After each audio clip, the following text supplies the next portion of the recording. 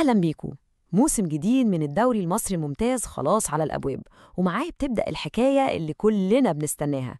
دي مش مجرد منافسة على بطولة وخلاص، لا، دي معركة على تاريخ، على هيبة، وعلى مين اللي هيكتب اسمه في كتب الكورة المصرية. فيلا بينا نستعد كده ونشوف موسم 2025 ده مخبلنا إيه. طيب، دايما في سؤال كده بيتسأل مع بداية كل موسم: ايه سر كل الشغف ده؟ يعني ليه بالذات الدوري المصري بيتحول لساحة جنون كروي، مش بس في مصر، لا في أفريقيا كلها؟ الحقيقة الإجابة مش سهلة خالص، بس احنا هنحاول نفككها مع بعض حتة حتة.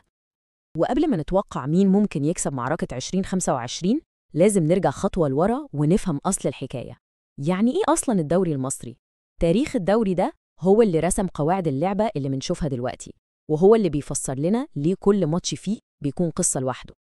يعني لما نيجي نبص على التعريف الرسمي هيقولك إيه؟ الدوري المصري الممتاز هو أعلى مسابقة كروية احترافية في مصر. كلام جميل، بس في الحقيقة القصة أكبر من كده بكتير. ده مسرح بمعنى الكلمة لصراعات تاريخية بقالها عشرات السنين. ده قصة حب أبدية بين الجمهور والنادي بتاعه، والأهم من كل ده هو المصنع اللي بيطلع أبطال أفريقيا. وهنا بقى، هنا بنوصل لقلب الحكاية كلها. بصوا على الأرقام دي: الأهلي 43 لقب دوري، والزمالك 14 لقب. الفرق ده مش مجرد رقم على شاشة، لا، ده بيحكي قصة عقود طويلة من سيطرة فريق، ومحاولات مستميتة من المنافس إنه يكسر السيطرة دي.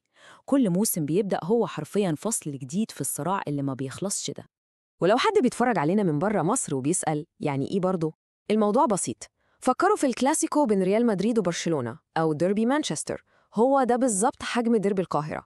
نفس التوتر اللي بتلاقيه في الشوارع، نفس الشغف اللي بيخلي البلد كلها تقف حرفياً وقت الماتش. تمام، ده كان التاريخ، دي كانت الأساسات اللي بنت أسطورة الدوري. بس كل موسم بيجي ومعاه متغيرات جديدة، حاجات ممكن تقلب الترابيزة على الكل.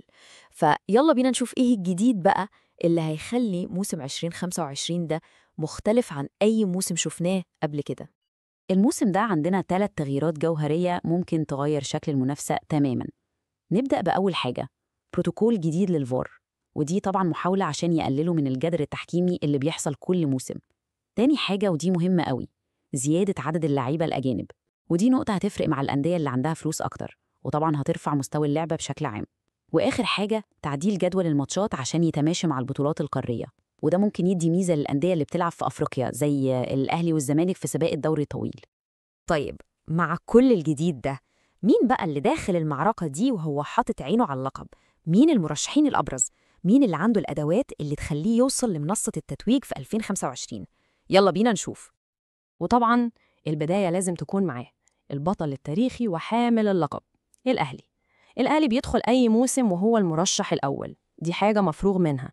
عنده ثقافة الفوز، عنده خبرة حسم البطولات في الأمتار الأخيرة، وعنده استقرار يخليه دايماً هو التارجت، هو الفريق اللي الكل عايز يكسبه.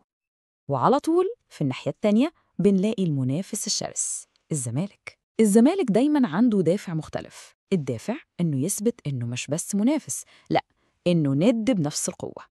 بطولة الدوري بالنسبة للزمالك مش مجرد لقب جديد بيتحط في الدولاب، دي بتبقى مسألة استعادة كبرياء وتأكيد على مكانته التاريخية.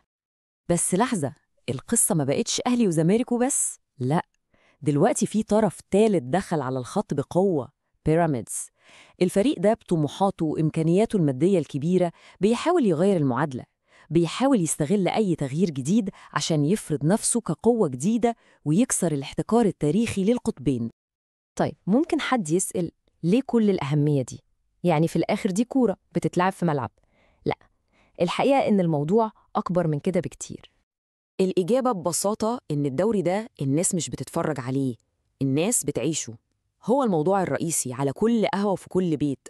هو اللي بيحدد انتماءات الناس لبعض في مناطقهم. هو اللي ممكن يجمع عيلة كاملة في فرحة أو يفرق بين صحابة عشان هزار ماتش.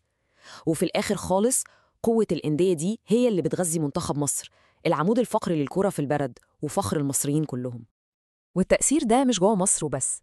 بصوا معايا على أرقام بطولة أفريقيا للأندية. الأهلي والزمالك، الناديين دول بس معاهم 17 لقب دوري أبطال أفريقيا. 17! ده رقم بيقولك إن فيه هيمنة شبه كاملة، وبيثبت إن المنافسة الشرسة جوه الدوري المصري هي اللي بتخلق وحوش قادرة تسيطر على القارة كلها. وفي الآخر بنرجع لنفس السؤال اللي بدأنا بيه واللي هيفضل يطاردنا طول الموسم. مين اللي هيكتب التاريخ في 2025؟ هل الأهلي هيكمل سيطرته التاريخية، ولا الزمالك هينجح في استعادة اللقب الغالي، ولا ممكن تحصل المفاجأة ونشوف بطل جديد بيكسر المعادلة لأول مرة من سنين طويلة؟ الموسم لسه في أوله، ومؤكد إنه مخبلنا إجابات وإثارة من نوع خاص.